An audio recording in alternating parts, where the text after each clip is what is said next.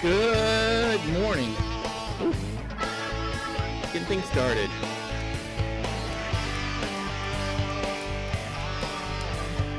It is a good morning. It's 29th. We're running out of month, guys. Running out of month.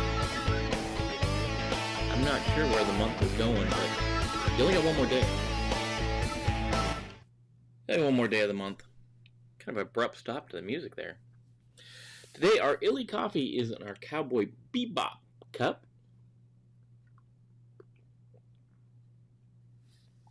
Oh, that's good stuff. That is good stuff. Not sponsored by Illy, but wish I was. Wish I was sponsored by Illy. Oh, guys. I jumped on the news today. And one of the headlines grabbed my attention. From the Hill, giant letters, federal agencies warn of disinformation around cyber attacks on election infrastructure. Breaking news yesterday. Yesterday. I thought we'd throw it in here. Thought we'd have a lot to talk about, but we already talked about yesterday. Proving yet again, just by joining every morning, you're staying ahead of the news. And it's not just me. It's you guys that keep me up to date. Let me know the new stuff that's going on. Let me know the new things that are out there that I may have missed. So this stuff, the Hill's got it. But you guys, by the time it came out sometime yesterday in breaking news, if you guys watched yesterday morning, we'd already talked about it as a group. So I was like, no need to read this one. I did read it, make sure I didn't miss anything, but it was stuff we'd already covered. So you guys already knew about this stuff. So if it came up during the day and people came up to you, you'd be like, nah, I already know about that. I got that covered. Got it covered. Good morning, Paul. Always good to see you. Bright and shining early this morning. Yeah. So crazy. Couple things. What you got going on today? A light day in the news. Really? Talk about safeguarding schools. Ransomware is everywhere. Maybe that's a song we're going to have. Ransomware is everywhere. So we're talking about ransomware and schools and how the FBI is trying to help schools be secure against ransomware. HIPAA is in the news. They've imposed their largest fine to date for HIPAA violation. That's your healthcare, PHI. And multi-factor authentication. Defeating multi-factor authentication. How and why?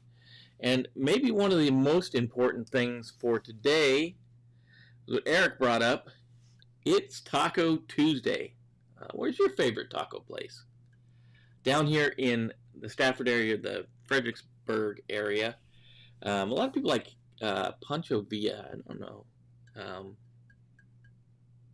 El Cazador is the one that I like.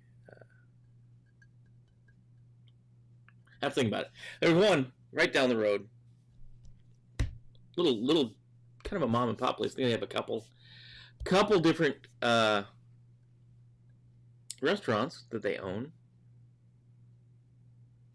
El Grancharo. That's the one. They're pretty good. I'm with Alex and Eric on this one. Taco Tuesday.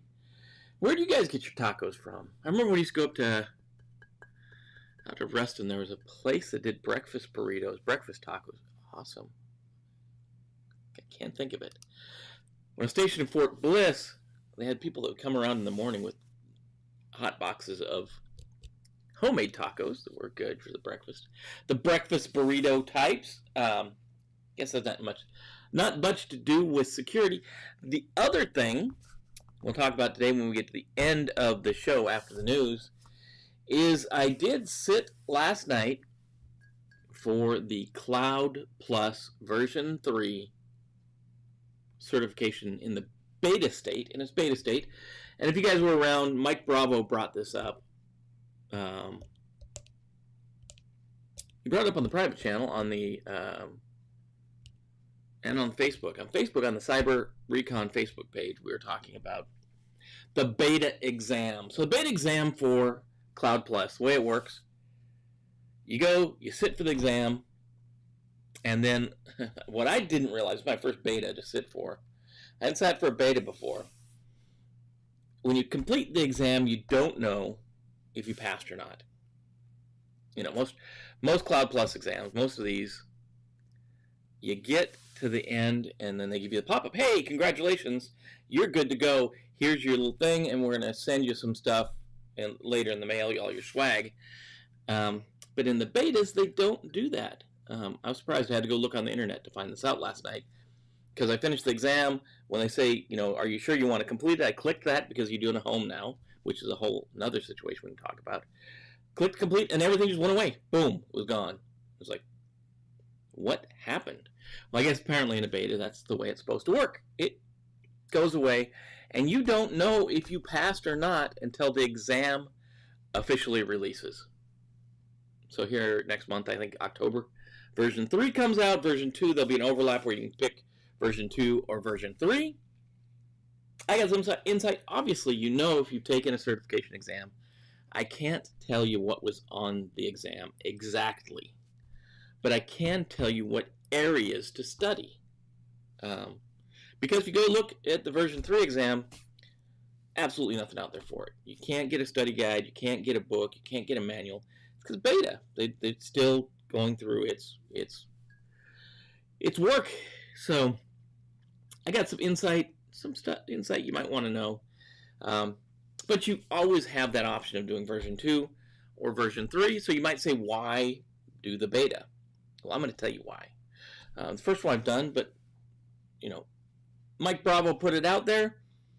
If you do the beta, you can do it for like $50. If you do the actual exam, it's like $350. So it's like, $50. Let's give it a shot. Give it the old college try. So I gave it a shot. We'll see how it goes. I won't know till later. It was a mix of old and new, as you would expect. There was some stuff carried over, and we'll talk about this in depth after our last news story. But there was some carryover stuff from V2, so you definitely probably look at V2. Books for that. Thomas, good morning. I don't think we've seen you for a while, Thomas.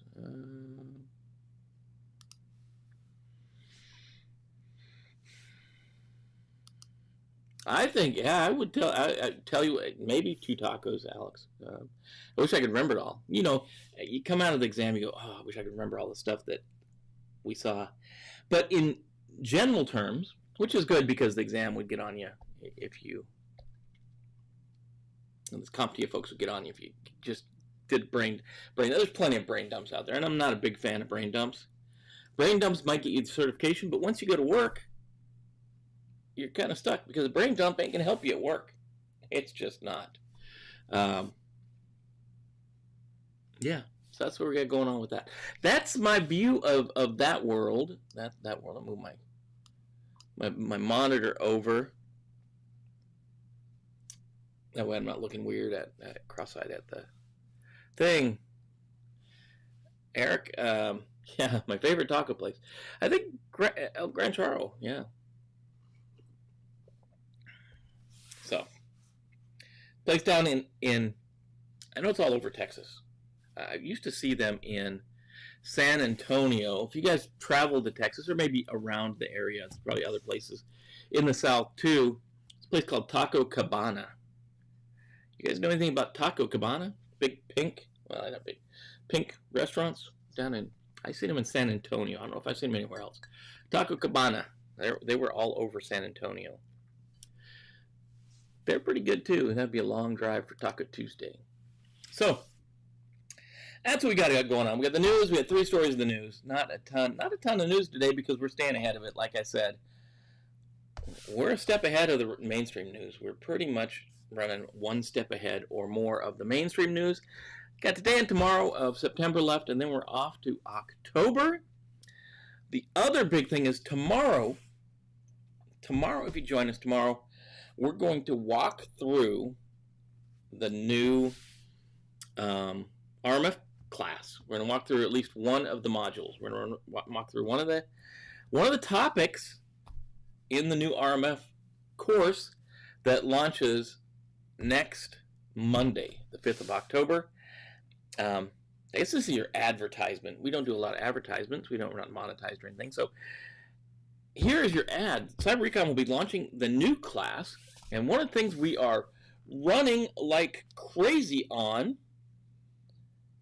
is revision 5 of 853 to make sure it's incorporated into the new RMF class. As you know, there's some new controls, like 54, 58 new controls, 2 new families. Two new families. I'll put them in air quotes because the families were there in revision 2. They were just kind of appendixes. So it's PII, personally identifiable information, and we'll talk about PHI this morning. PII is one of the things that's new in 853 revision 5, and that's the PT family. And then supply chain risk management, SR, the SR family. Adds a few controls, adds them to the mix. They were actually, if you were paying attention at home, they were there in revision 4, but they were an appendix. So they didn't fall in the normal set of, and here's the thing you got to know too with revision 5. In revision 4, we called them security controls. Revision 4, security controls. Revision 5, we have to get used to this term, controls. Right? So revision 5 is stressing the term controls. And that's because they're both privacy controls and security controls. So we call all of them controls, and if they're only related to security, then we call them security controls, and if they're only related to privacy, we call them privacy controls. So that's all laid out in a structure in revision 5, just to make things a little more complex. I think just easier to call them all controls and be done with it. Now, when you deal with your business folks, you're out there dealing with business and the operational folks, there are business and operational controls that you may want to look at too. So if you have the fun auditor come around, the auditor wants to look at all the controls. They're going to look at the business controls, and then they're going to look at the IT controls. That's a dangerous game. Let the business folks take care of the business controls. But you might want to talk to business controls. How do you get on the same page with them as they apply their controls? And how can you make sure that the systems are working correctly? So we're looking at controls holistically. Anyway, that's your advertisement for the day. The 5th of October, our RMF class launches, RMF version 2, so it's 837 revision 2, with the new step, which is the prepare step for organizations as well as systems. And then also, just included, like last week, had to go back and rush to make sure we're including all this stuff, 853 revision 5, and then Alex, we need to talk about the advanced RMF course. And I know I've got some due outs for some communications. Some folks have sent me some email, and I owe you some talk back. So, it's just been crazy. So, let me throw the intro in. I'll put our morning song on, get things set up, and we'll talk about the news. So we'll be right back.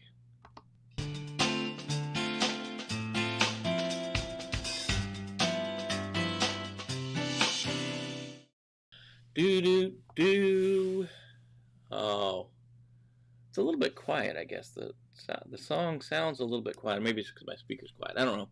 Been trying to adjust sounds. I was listening to some of the recordings from earlier, and it just was so loud. I tried to bring the sound down a little bit. You tell me, is it too loud, or is it too quiet? Is it okay? Is it the baby bear situation where we're okay, or is it too loud or too quiet? I don't know. Oh, Paul, I see your thing came. There it is. Finally, I can add to the broadcast. Security Plus, yes, security. Yeah, got to get to Security Plus. We just need about 4 or 5 more hours in the day to keep things going. Actually, we have had, truth be told, Mako and Emily have been building our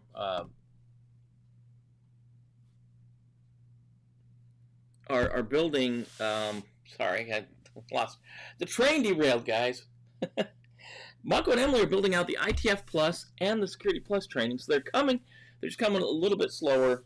It's got kind of put on the back burner because of the RMF stuff. RMF stuff kind of was the freight train coming through that we had to deal with RMF stuff because revision 2 of 837, now revision 5 of 853 kind of pushed that stuff through.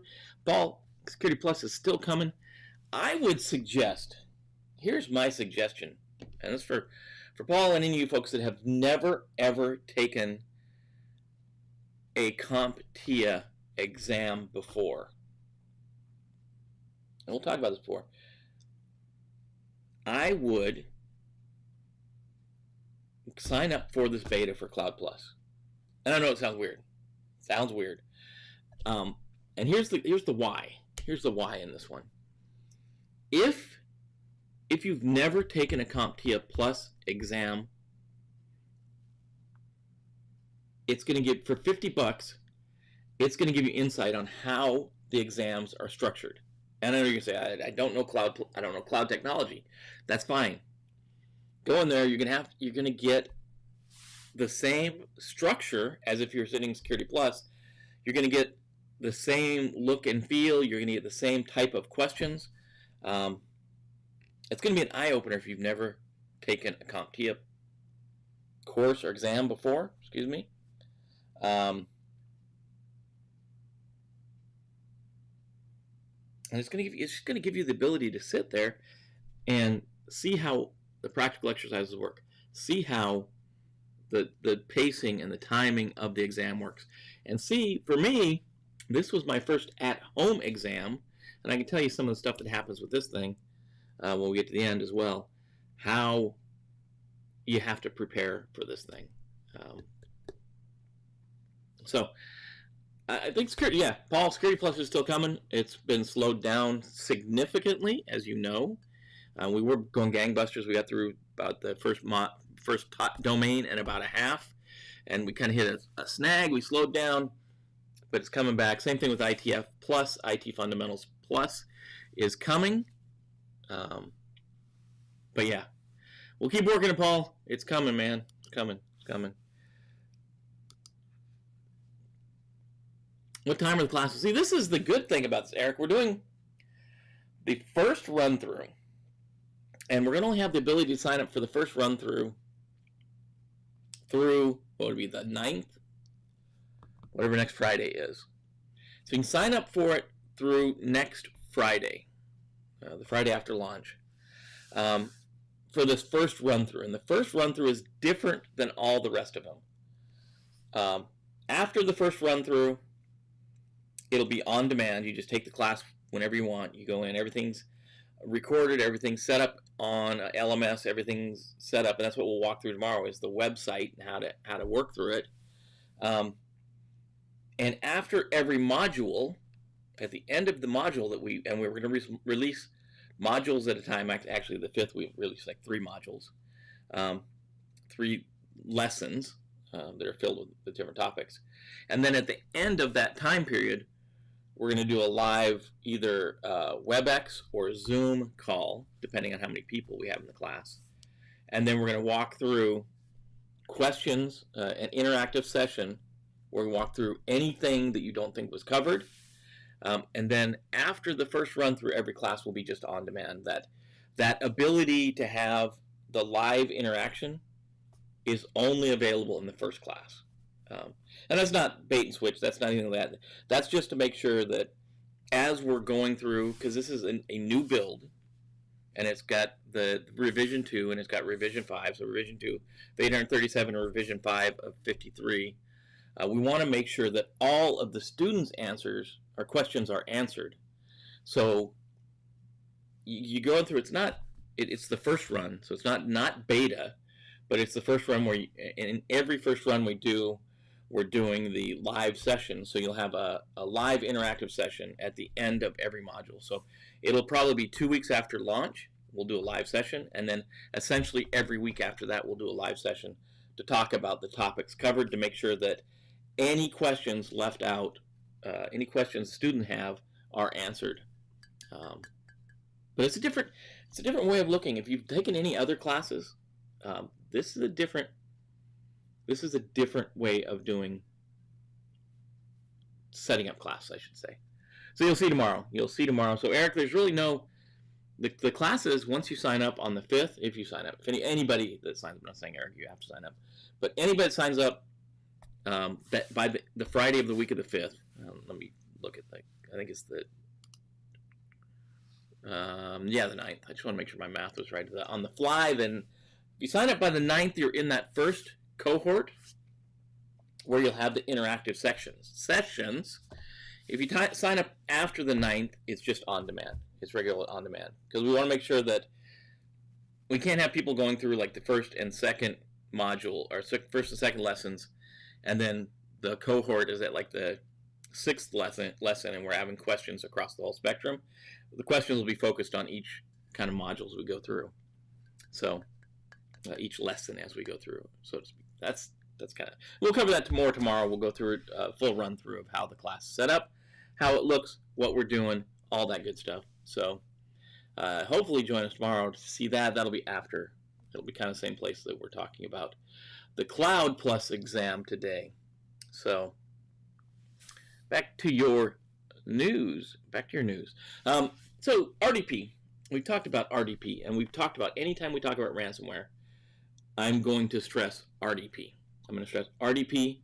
I'm going to stress patching, especially patching your VPNs, and I'm going to stress awareness and training. Those are the 3 things I'm personally going to stress. But this article, dark reading,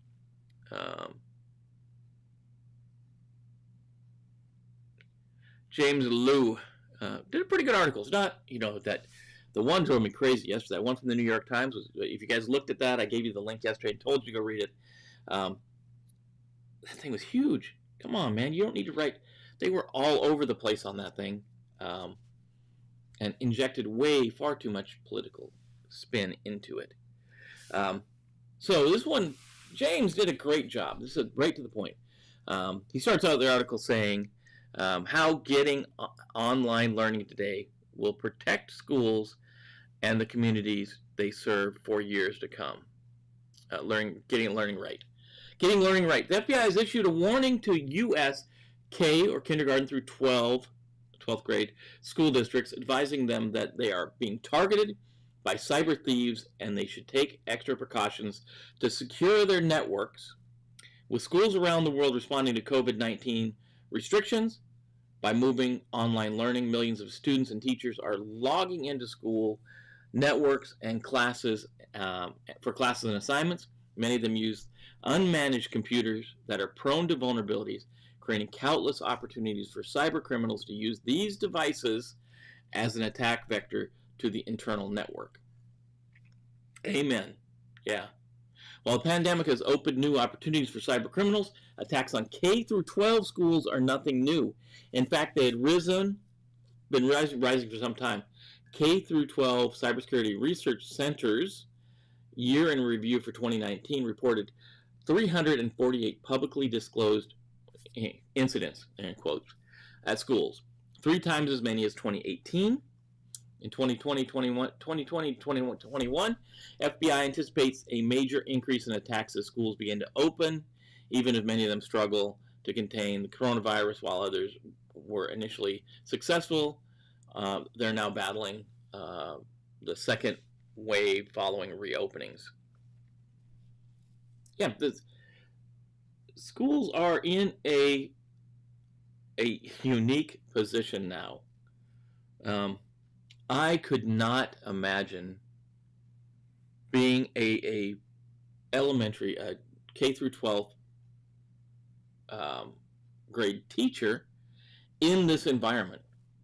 I can imagine when the kids, and the kids are kids, when kids are in the classroom, it's hard to control them. I couldn't imagine trying to control them on a Zoom call. Most school districts now acknowledge that things will not be back to normal this fall. They're opening hybrid learning solutions for the school year. Hackers are delighted with this development since distant learning are often implemented using Microsoft Remote Desktop Protocol, RDP, one of the prime targets for cyber criminals. Aiming for quick gains, their primary tactic: install ransomware, lock up the data until they're paid. Talk about, I think San Francisco School of Medicine is going to be in the news for a while because they had to pay the $1 million to get their access to their scientific data back.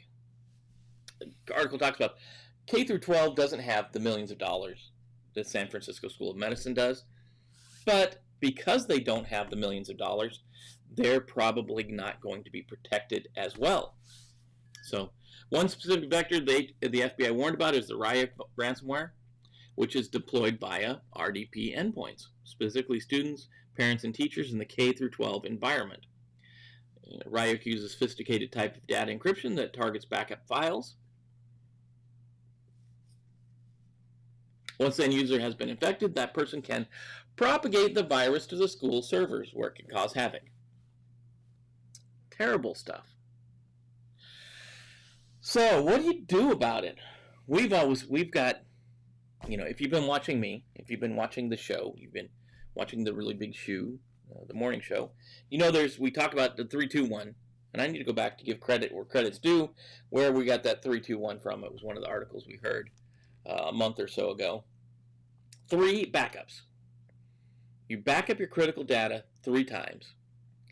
It's going to be on at least 2 different types of media, and one of those is going to be offline. When we say offline, we mean either physically disconnected or in a cloud that is disconnected from your normal network. That's the 3-2-1 rule. 3-2-1 rule.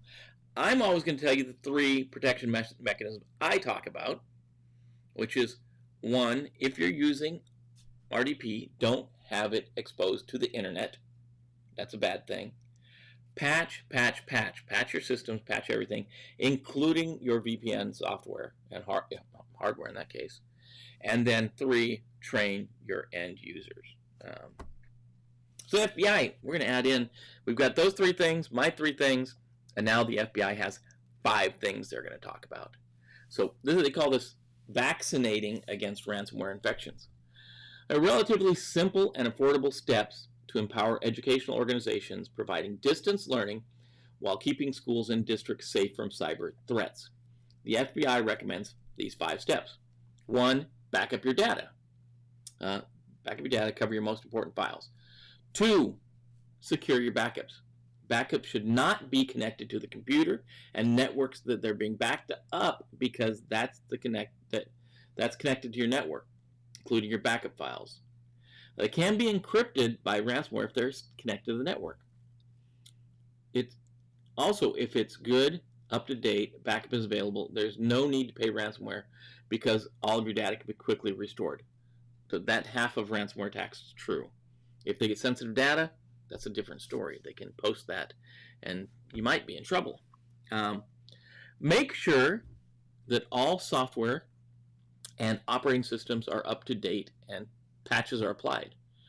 Important to make sure that end users update their software, including parents, teachers, administrators, and students, in addition to the school's servers. It's funny, in the end of this one, they've got a parentheses, good luck with that.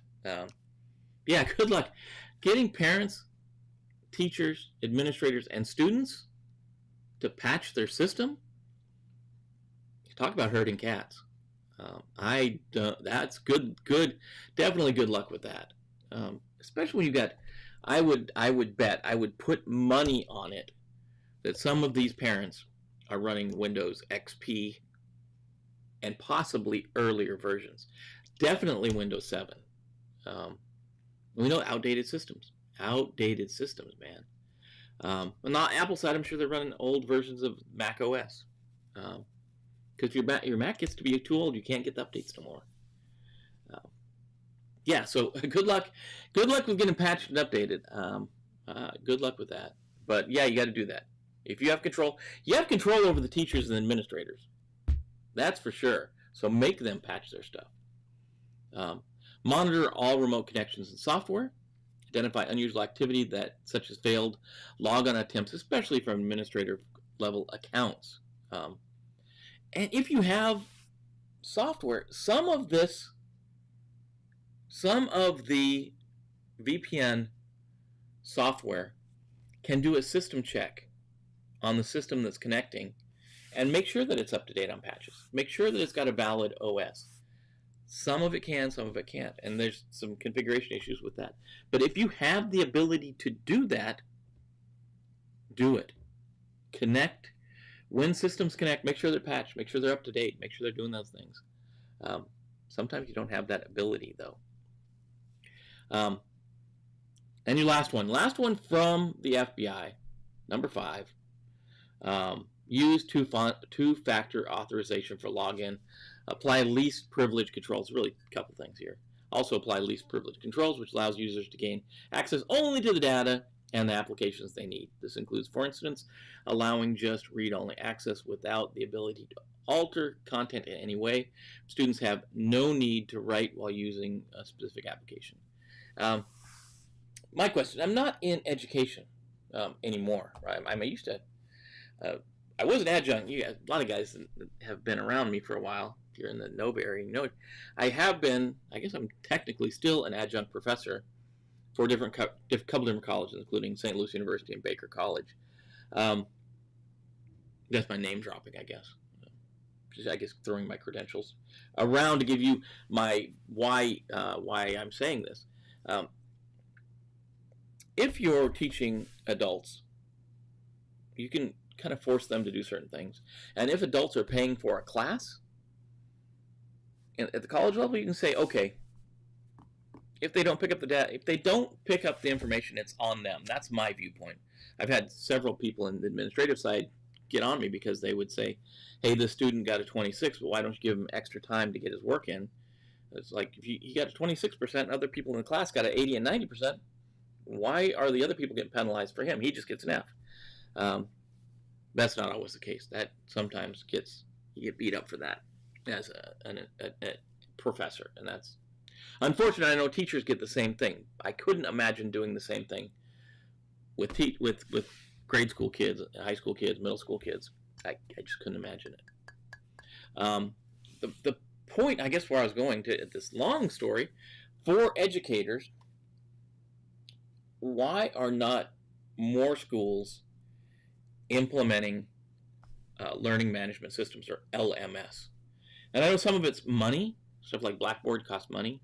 Blackboard can be very expensive.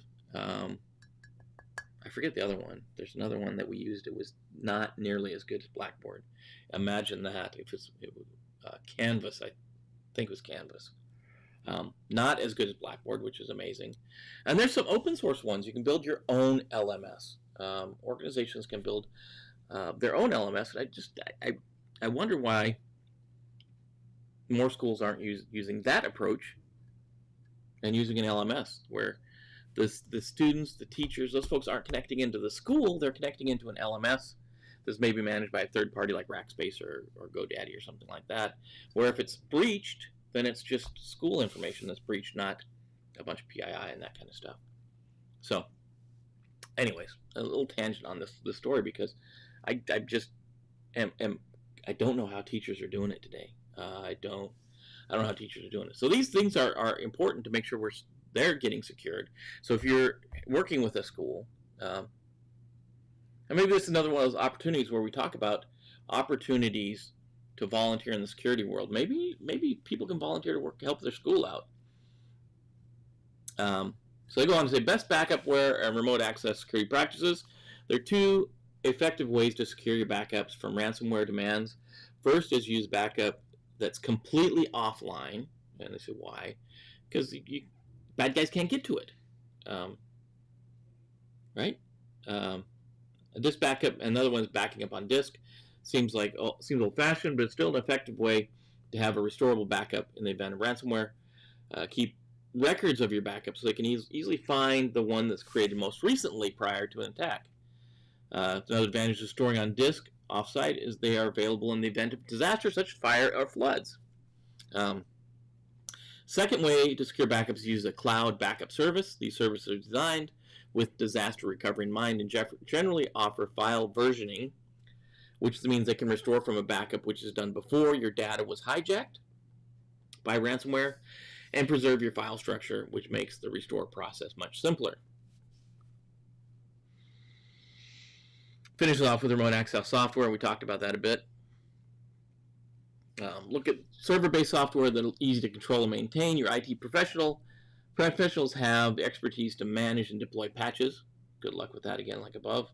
But getting students, staff, and parents up-to-date software that's installed on their devices consistently and promptly is a much greater challenge. The right software can be a lifesaver. For example, some solutions are browser-based, and as a result do not require the software to deploy it on the devices themselves. Also look for software that allows you to deploy least privilege access principles, giving different users varying levels of access, read versus write, in various applications. 1 second. Excuse me. Allergies and sneezing in the air. So that's your RDP, and the reason for going more in depth on this one is just that these rules for schools apply equally to other things. Your work, your home, anybody's doing remote connections, anyone trying to protect against ransomware. That's important. Second, the Office of Civil Rights, part of the Department of Health and Human Services, has been issued the second largest ever HIPAA violation penalty. So the Department of Health and Human Services, Office of Civil Rights, has imposed a $6.85 million penalty on Perma Blue Cross to resolve potential violations of the Health Insurance Portability and Accountability Act of 1996, HIPAA. Perma Blue Cross is a not-for-profit Blue Cross Blue Shield licensed health insurance company based in Mount Lake Terrace. In 2014, the company suffered a breach that impacted the the protected health information of 10.4 million people. The APT, or Advanced Persistent Threat Group, successfully used spear phishing attack to gain access to Perma's computer system. Over the course of 9 months, the group accessed data including names, address, dates of birth, email, social security numbers, bank account information, health plan, clinical information of the Perma customers. Attack compromised Perma in 2014, but their activities were not discovered until January 2015. So it went on from May 2014 to January 2015. The OCR was notified of the data breach 2 months later. After investigating the breach, OCR identified systemic non-compliance with the HIPAA rules by Perma Blue Cross. Failings identified by investigators included neglecting to conduct a comprehensive and accurate risk analysis to identify all risks to the confidentiality, integrity, and availability, they call the security objectives, they're the CIA triad, of electronic PHI or EPHI, and not taking steps to reduce risks and vulnerabilities to the electronic PHI to a reasonable and appropriate level. Perma was further found to have failed to implement sufficient hardware, software, and procedural mechanisms to record, analyze activity related to the information containing the EPHI prior to 8 March 2015. Perma has agreed to pay the $6.85 million and implement a robust, here we go, quotes again, robust corrective action plan that includes 2 years of monitoring. Under this agreement, the company must set up a risk analysis plan and review it at least once a year. And this is the Roger Severno, OCR director, says the large health insurance entities don't invest the time and effort to identify their security vulnerabilities, be they technical, human, or hackers. Be they technical or human, hackers surely will. This case vividly demonstrates the damage that results when hackers are allowed to roam undetected in a computer system for nearly 9 months. Yeah. So here's the deal. If you're not doing the right thing, if you're not putting the money into the protections you have to, if you're running EPHI or health, if you have PHI at all, protected healthcare information, you have to secure your networks. You have to follow the HIPAA rules. And if you think you can get away with it, if you get breached, or if they do an investigation and they find out that you're not doing things right, with HIPAA, you're going to get a fine. This is a big one, almost $7 million. HIPAA fines there's several of them issued every year. A lot of people get away with not securing PHI, but it's just a matter of time. And it's bad juju, man. It's people's data you're dealing with, especially healthcare data. So don't do that. So these guys are, blue. I should have had Blue Cross, Perma Blue Cross. I should have put their logo up. But it was the Office for Civil Rights that issued this, issued the fine as a HIPAA violation. Multi-factor authentication is being under the scope, right? So this is dark reading. So two dark reading articles in the same morning. While MFA can improve overall security posture, it's not a silver bullet, and hacks continue. If you think any technology is going to be your silver bullet or panacea, you're mistaken. We advance. We put things in like passwords. The bad guy learns about passwords. We put things in like multi-factor authentication. The bad guy learns how to defeat that. So the article goes on to say, as online users become increasingly aware of the use of multi-factor authentication, attackers are devising new ways to circumvent the technology, often with great success. Earlier this month, for example, the security firm Proofpoint reported its disclosure of critical vulnerabilities in the Microsoft WS Trust that could be used to circumvent MFA, or multi-factor authentication, on cloud services that use the technology. Chief among them is Microsoft 365. An attack could allow cybercriminals to use credentials obtained from phishing and credential dumps to log into Office 365, Azure, and other Microsoft services, Proofpoint added. There's new ways in. Such vulnerabilities are one way of working around the additional security provided by MFA, while security experts underscore that MFA improves the overall security of online users. Exploited vulnerabilities and poor user decisions can undermine these protections. Yes, MFA is much, much better than passwords alone. MFA, and we know MFA, there's three things, and I've seen some people try to expand on these, but I don't see ever expanding on them. And we see them in this thing right here, password verification access, right? Something you have, something you are, or something you know are the three factors that I'm going to stand on. People could be adding extra things, but they're not. Something you have, a device or a token. Something you are is biometric, and something you know is like a password or a passcode or a PIN. Any combination of those, two or more, is multi-factor authentication in the different domains. Don't have two different passwords. Two different usernames and two different passwords is not multi-factor authentication. That's two implications of the same factor. Comes to cloud security, MFA is not a silver bullet, said Or Safran, senior threat detection analyst from Proofpoint. As more organizations adopt this technology, more vulnerabilities will be discovered and abused by attackers. However, MFA can improve overall security posture, especially when combined with people-centric threat vulnerability and adaptive access controls. What? Train your users? Oh, man. And threat visibility on them.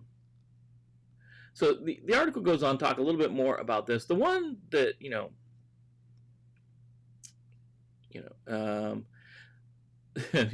critical vulnerabilities found by Proofpoint are the latest exploitation scenarios to target the increasingly popular security technologies. Last year, the FBI warned that cyber criminals had adopted a variety of countermeasures to work around or circumvent MFA. One example cited from 2019, a code injection error in a banking institution's website allowed attackers to enter a manipulation string into the multi-factor field instead of the PIN and bypass the second factor, according to FBI advisory. Yeah, so you can. It's almost like a SQL injection. You can enter something else into the PIN field, and instead of putting the right PIN in there, it is going to equal true and let you in. Very similar to a SQL injection. They give some stats. Multi-factor authentication is doubled, with 53% of survey respondents using MFA or two-factor authentication, sorry, for their accounts, which is up from 28%, almost doubled.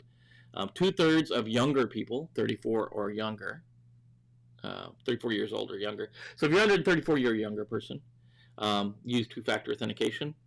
While only 1/3 of people 65 or older use the technology. So there's a gap between 35 and 64. We don't know what they do. Maybe they just don't use it at all. I don't know. Broad attacks by scammers and phishers often sent out to gather credentials. MFA can prevent those type of attacks. But when attackers know the user has multi-factor authentication, it often proves to be not much of a barrier. In some cases, even makes it easier. Most common type of MFA attack is to intercept the one-time passcode. Real-time attacks use a man in the middle to grab the one-time passcode. The user enters into what they believe is a legitimate site. In 2019, cybersecurity researchers released a tool dubbed Miranda that allows the harvesting of the second factor. A common target is widely deployed technology for sending out one-time passwords via text messages. A defense so broken that NIST, or the National Institute of Standards and Technology, warned against this in 2016. So yeah, if they can intercept that text message and get the code, then what good's the multi-factor? From our perspective in monitoring email, cloud, and hybrid attacks, the largest increase in threat activity has been tied to malicious third-party apps asking for OAuth tokens, which Microsoft calls content phishing, says Ryan Camber, Executive Vice President of Cybersecurity for Proofpoint. One of the best technologies at present to limit attacks are those based on the latest Fast Identity Online, FIDO standard, or FIDO 2, which uses devices to identify, uses device identity to harden the authentication process against remote attackers. A variety of push technologies that alert the user on a registered device that any attempted access requires them to approve that access. Like this one. There's a lot of crap out there, but there are also good solutions, and they are developing better solution. Grimes from KnowBe4, but everything is hackable, and on top of that, you need to train your end user to recognize the attacks. Just because you have multi-factor authentication does not mean they can't be hacked. That's true. If you use something like Okta, push technology, where you have to have a registered application on your device that gets a code pushed to it, that's the best way to do this. A lot of people are using, and a lot of banks use this too. They'll send you a code to your registered phone number, and we know that can be intercepted, that can be attacked, that can be all kinds of stuff. So there are obviously advantages. It increases the security level by using any type of multi-factor authentication. But know that there are limits to it. Know that you have to continue to strive to be better. So that's it. There are, multi-factor authentication is not the silver bullet. It just isn't. And you have to make sure. I think this FIDO technology, something like Okta and Duo, those kind of things, where you get a push to a registered app. I think Facebook uses Duo, I think. I think you can use Duo with Facebook. Another whole, probably should talk about Okta and Duo and things like that. They're good. They're good to have, and they are implemented in a number of different technologies. Today is Confucius Day. Why we do it today? It's his birthday.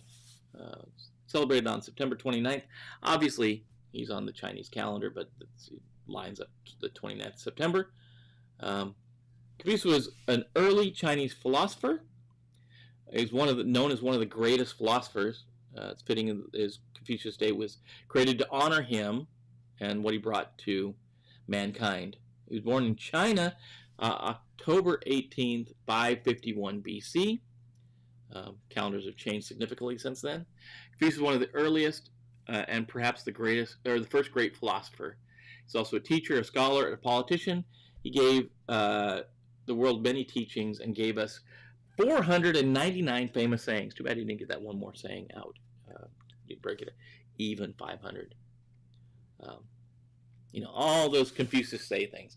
So we got a link in there about Confucius from ChinaHighlights.com. A little bit about Confucius and his birthday and all kinds of things. So that's your line in the sand. That's if you got to jump out. It's about that time when a lot of you guys have to jump out.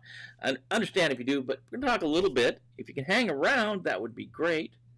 Because we'll talk a little bit about. Let's get rid of. Let's not get rid of Confucius, but let's take him off the screen. So, Cloud Plus version 3. What you need to know. What should you know? And this is not by any way, shape, or form a brain dump. This is not a pass for sure.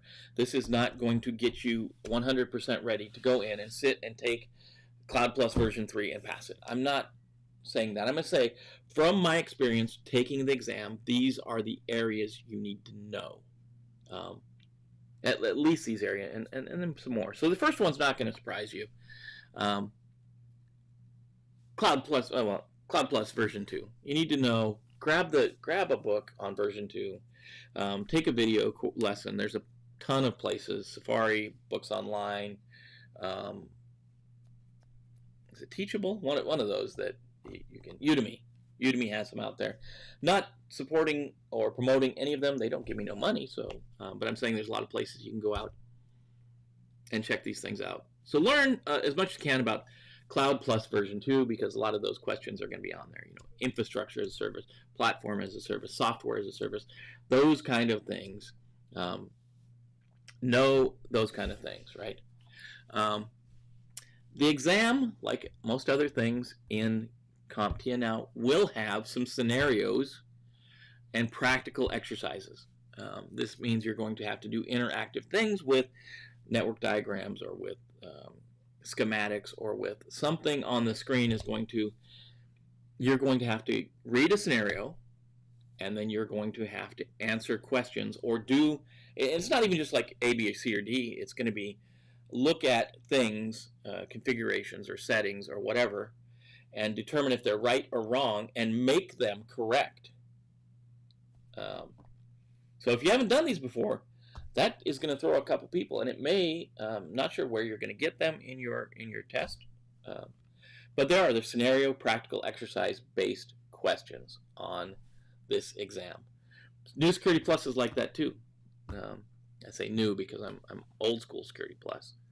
You're going to have to know cloud migration technologies, virtual migration to virtual, physical to virtual, virtual to physical.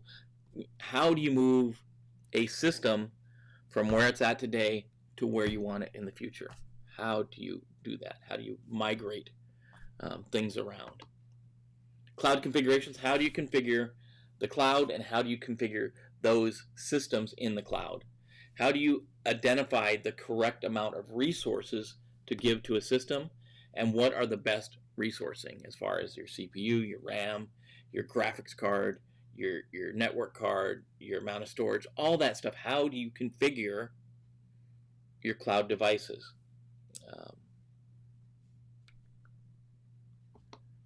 Backup and coop. How do you back up and coop? You have to know about warm sites, cold sites, hot sites, all those things that old school backup and continuity of operations procedures. You're going to have to know about that stuff. Networking. I was surprised at the level of normal networking questions that were on the exam. So if you have Network Plus, it's going to help you a lot. If you know networking, it's going to help you a lot. If you don't know networking, you're probably going to need to learn networking. Learn some basics of networking. And we'll talk about some of that stuff here. So, but you have to know networking. You have to know, well, we'll get to some of them like in a second here. RAID levels. Know your basic RAID levels. Know what they are. How, not necessarily how to go in and configure them, but know why you use one version of RAID over another version of RAID, and know the differences about, you know, how much fault tolerance is included in each of the RAID levels. Firewall rule sets, you got to know, and this is part of the networking. Basics of firewall rule sets. You're going to have to know, looking at firewall rule sets or knowing firewall rule sets, what does what in a rule set. Where do you put specific things in a firewall rule set? You know, how, if you're developing something with firewalls, how do you know it's right? I can't give away any of the information here too much. You have to know disaster recovery, DR, RPO, RTO, those kind of things. How can you determine how much data you can afford to lose? How do you determine how quickly you have to do backups to meet your RPO and your RTO requirements? It's a little one down there. I had to fit it on the screen. VLAN. VLAN technology. Know VLAN tagging, know how VLANs work, I would say know how to set up a VLAN. Because if you can set up a VLAN, you're going to know a lot more about the tagging and how they work and what the benefits of them are. But this is the list of stuff here that I think you need to know. It's not exhaustive, and it's not a brain dump by any way. Don't take it as a brain dump, but take it as these are the things that stuck out of my mind in big areas that you should know. I'm definitely trying to stay within the rule set that you're given when you take one of these certification exams. I'm not going to give you any of the exact questions. I'm not even going to be close to the exact questions, but I'll give you the areas you need to know. That V2, if you know V2, it's going to cover a lot of things. I was surprised in V2 they talked about stuff like configuration management all the way through, different types of clouds and cloud deployment technologies. So know that one. That's probably going to be your biggest chunk. If I had to chunk it up, biggest chunk is Cloud V2, then your networking, and then like DR and RAID levels, that kind of stuff. But I don't know. Did I pass? I don't know. Honestly, I don't know. It was not the easiest exam. Maybe it's because I haven't taken exams in a while. It wasn't drop dead easy, that's for sure. It wasn't, and there's, I guess, maybe because you walk into it cold. You don't know the domains. You don't know any of that stuff. You don't know really what's on it other than cloud. So that's why I would start with V2. There's tons of books on it. You probably go to your library and get a book on it if you don't want to spend money. If you try and do this on the cheap, yeah, you do that. If you have access to get to like an O'Reilly Books online account or something like that, ton of books on Cloud Plus version 2. There's a bunch of books out there. That's my advice after sitting for it. Weird thing about I'll get these things off the screen. Which one was my firewall? Weird thing about this new way, and this is if you're taking the test at home, you have to clear your desk off, make sure everything's clear. You have to, take your watch off, take your phone off, take your phone out. When you're actually taking the exam, those have to be more than arm's reach away from you. When you log in, you're going to have to take a picture of yourself and your photo ID and send that in, and there's a proctor that will evaluate it. And then you have to take a picture of front-facing, back-facing, and left and right, and there can't be any notes, any documentation, anything on the desk, and there can't be like any monitors on to your side, of course, nothing to help you cheat. And then you have a little box that your head goes in. You get your camera on, your microphone on. The proctor will listen. No one can be in the room with you. No one can enter or leave the room. And your face has to stay in the little window that your camera's sending to the proctor. Totally different way of doing a test, that's for sure. And doing it this way was convenient because it was at home. But there's a lot of stuff going on in the house, and you're in there for an hour or an hour plus to take the exam. There's a lot of stuff that happens. People try to walk in. You got to stop them without saying too much, because you don't want the proctor to get mad about you talking to someone. I don't know. Have you guys taken any of these exams, these at-home certification exams? CompTIA is doing a lot of them now. I don't know how many different areas are doing them, but they are proctored at home over the interwebs. Very convenient, because I know for me it's between a 40 and an hour long drive to get to my closest Prometric test center down in Richmond. Bad traffic days, it can be much longer than that. So what do you think? Have you taken these proctored exams at home? Any of these proctored exams at home? Have you looked at the Cloud Plus version 3? Have you looked at any of that? What are your thoughts? So that being said, I know we're a little longer than we normally are today. Normally we've been running about an hour, 55 minutes to an hour. So today we're about a little bit over that. So join us tomorrow for the news of the day. Make sure we carve out enough time to go through the RMF. We'll go through one topic in the RMF in the new course to show you how it's laid out, what it's all about. Get your feedback. Let me know what you think. That class will start on the 5th, and you're going to have the ability to sign up for the first cohort between now, actually I'll say turn it on today, between now and the 9th. We'll give you in that first cohort. Then after that, you're missing out on some stuff. I think, personally, you're missing out on the one-on-one actual live WebEx or live Zoom, depending on how many people we have. Conversations where we get online, we talk about the course, and make sure you know everything you need to know going forward. So that's my rant for the day, my talk of the day. I haven't seen either of the Bravos here. They'll tell you, go get some. I'm going to tell you, take care of your friends, your family, your coworkers, and your organization. Take care of each other. We're building a community. That's what I would like to have out all this, a community of people that help each other. That's what we want to have. So if you can do that, do that. And hopefully we'll see you tomorrow morning, 7:30.